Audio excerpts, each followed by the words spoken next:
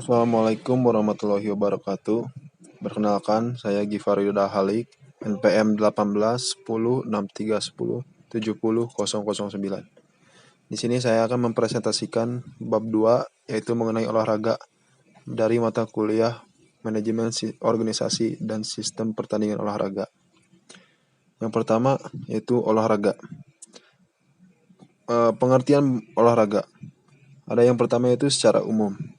Pengertian olahraga secara umum adalah suatu aktivitas yang dapat menyehatkan diri dari luar maupun dari dalam, atau lebih dikenal dengan nama sebutan sehat jasmani dan rohani. Yang kedua, menurut lembaga. Yang pertama, lembaga pertama ada Ensiklopedia Indonesia. Ensiklopedia Indonesia mengatakan bahwa olahraga adalah gerakan badan yang dilakukan oleh satu orang atau lebih, yang atau dapat dikenal regu atau rombongan.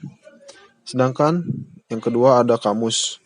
Kamus Webster New Collegiate Dictionary pada tahun 1980 mengartikan olahraga adalah ikut serta dalam aktivitas tubuh untuk memperoleh kesenangan dan aktivitas khusus seperti berburu atau dalam olahraga pertandingan Athletic Games di USA. Yang ketiga menurut UNESCO mengartikan bahwa olahraga sebagai setiap aktivitas tubuh berupa permainan yang berisikan perjuangan melawan unsur-unsur alam, orang lain, ataupun diri kita sendiri.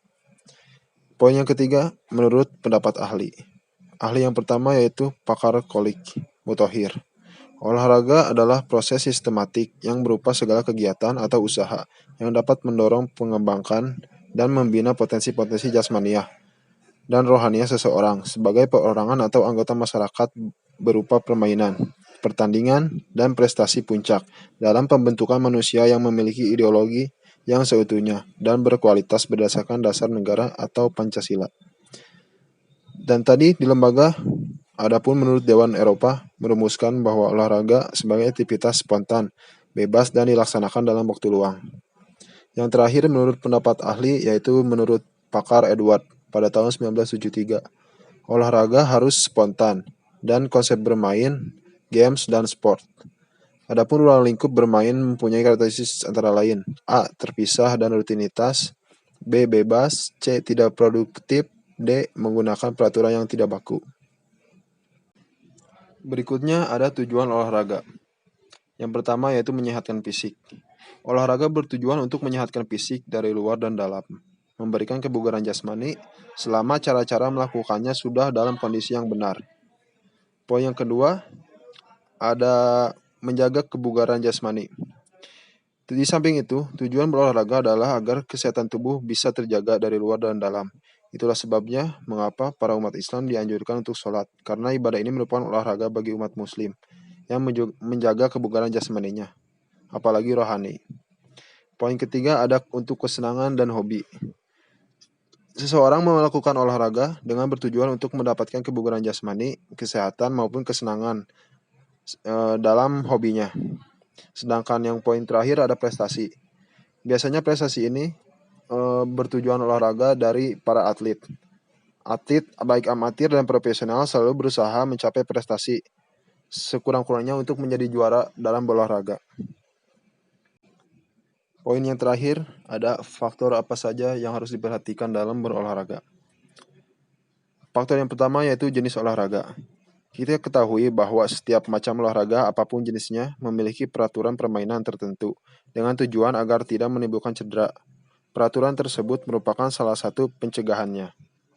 Poin yang kedua ada usia kesehatan kebugaran. Menurut pemahaman pada saat ini, apa yang disebut proses degenerasi mulai berlangsung pada usia 30 tahun. Fungsi tubuh akan berkurang 1% per tahun atau rule of one. Untuk mempertahankan kondisi agar tidak terjadi pengurangan fungsi tubuh akibat degenerasi, maka latihan sangat diperlukan guna mencegah timbulnya atrofi. Dengan demikian bahwa usia memegang peranan dalam kebugaran. Poin yang ketiga ada jenis kelamin. Menurut tujuan dari jenis kelamin, sistem hormon pada tubuh manusia utamanya pria berbeda dengan wanita. Demikian pula dengan bentuk tubuh. Mengingat perbedaan dan perubahan fisik, maka tidak semua jenis olahraga cocok untuk semua golongan usia atau jenis kelamin. Hal ini apabila dipaksakan, maka akan timbul cedera untuk jenis olahraga tertentu saja. Poin yang keempat, pengalaman teknik olahraga. Untuk melaksanakan olahraga yang baik dan sehat agar tujuan tercapai perlu persiapan dan latihan, yaitu metode atau cara berlatihnya dan tekniknya agar tidak terjadi overuse. Poin yang terakhir, yang kelima ada gizi. Olahraga memerlukan tenaga, untuk itu perlu gizi yang baik dan menyehatkan. Selain itu, gizi menentukan kesehatan dan kebugaran. Yang harus diperhatikan untuk menjaga kebugaran jasmani adalah sering mengkonsumsi vitamin agar tubuh dapat fit di setiap harinya. Dalam ilmu kedokteran, sangatlah jelas bahwa dengan olahraga yang teratur, memegang peranan untuk memperoleh badan yang sehat, menghindari penyakit-penyakit seperti penyakit jantung dan sebagainya.